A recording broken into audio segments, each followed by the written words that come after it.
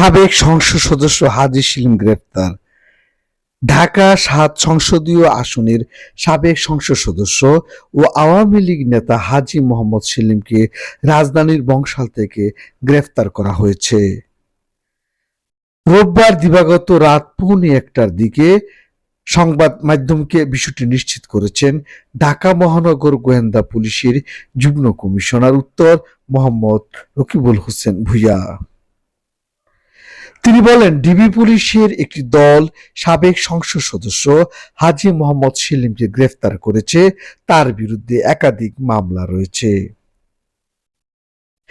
DB সূত্রে জানা যায়, একাধিক মামলায় হাজী সেলিমকে খুঁজছিল পুলিশ।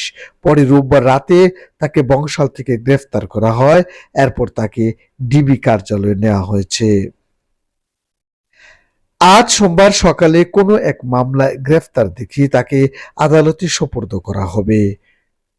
কোটা সংস্কার আন্দোলনের সময় শিক্ষার্থীদের তোপের মুখে পড়েন আলোচিত সাবেক এই সংসদ সদস্য।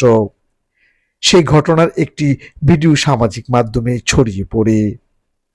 এর আগে অবৈধ সম্পদ অর্জনের অভিযোগে দুর্নীতি দমন কমিশনের মামলায় ২০০৮ সালে ১৩ বছরের সাজা হয় তার।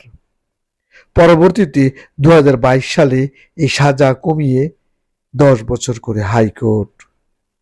শিকর নিউজ ডেস্ক, ঢাকা।